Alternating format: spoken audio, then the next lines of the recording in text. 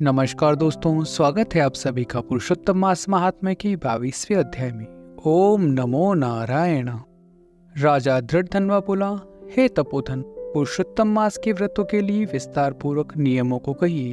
भोजन क्या करना चाहिए और क्या नहीं करना चाहिए, और व्रती को व्रत में क्या मना है, विधान क्या है। श्री नारायण बोले, इस प्रकार राजा दृढ़धनवा ने वाल्मीकि मुनि से पूछा। बाद के लोगों के कल्याण के लिए वाल्मीकि मुनि ने सम्मान पूर्वक राजा से कहा। वाल्मीकि मुनि बोले, हे राजन, पुरुषोत्तम मास में जो नियम कहे गए हैं, मुझसे कहे जाने वाले उन नियमों को संक्षेप में सुनिए। नियम में स्थित होकर पुरुषोत्तम मास में हविष्य भोजन करें। गेहूं, चावल, मिश्री, मूंग, जौ, तिल, मटर, सावी, तिन्नी का चावल, बथुआ, हिमलोचिका, अदरक, काला शाक, मूल, कंद, ककड़ी, केला, सेंधा नॉन, समुद्री नॉन, दही, घी, बिना मक्खन निकला हुआ दूध, कटहल, आम, हरड़, पीपर, जीरा, सौंठ, इमली, सुपारी, लवली, आंवला, ईख का गुड़ छोड़कर इन फलों को और बिना तेल के पके हुए पदार्थों को हविष्य कहते हैं। हविष्य भोजन मनुष्य को उपवास के समान कहा गया है।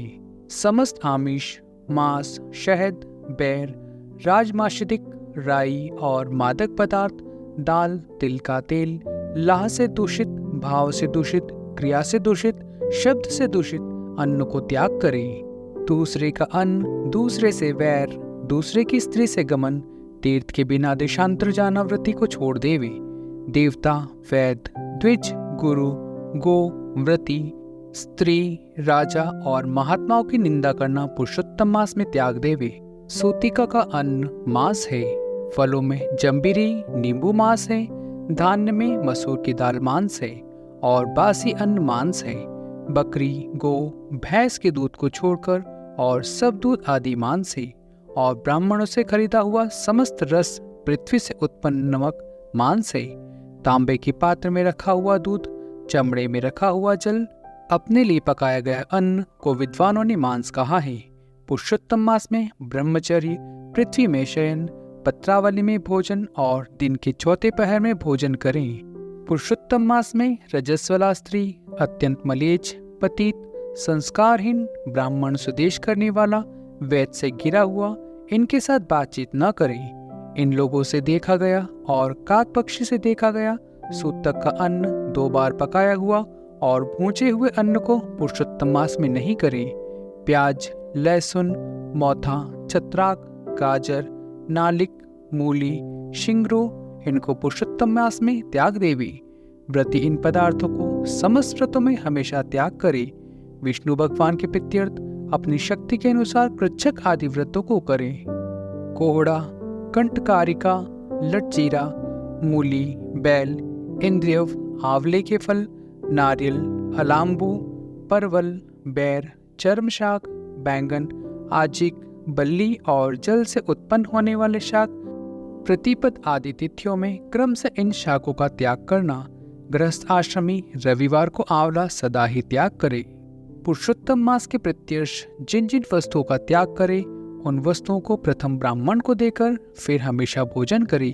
व्रती कार्तिक और माघ मास में इन नियमों को करे। हे राजन, व्रती नियम के बिना फलों को नहीं प्राप्त करता है।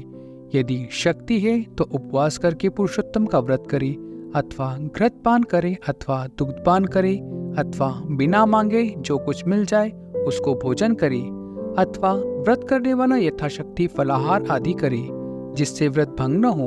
विद्वान इस तरह व्रत का नियम धारण करे। पवित्र दिन प्रातः काल उठकर पूर्वाह्न की क्रियाओं को करके भक्ति से श्री कृष्ण भगवान का हृदय से स्मरण करता हुआ नियम को ग्रहण करे। हे भूपते, उपवास व्रत, नक्त व्रत और एक भुक्त इनमें से एक का निश्चय करके इस व्रत को करे। पुरुषोत्तम मास में भक्ति से श्रीमद् भागवत का श्रवण करे तो उस पुण्य को ब्रह्मा कभी कहने में समर्थ नहीं होंगे। श्री पुरुषोत्तम मास में लाख तुलसी दल से शालिग्राम का पूजन करे तो उसका अनंत पुण्य होता है। पुरुषोत्तम मास में कथानुसार व्रत में स्थित व्रती को देखकर यमदूत सिंह को देखकर हाथी के समान भाग जाते हैं।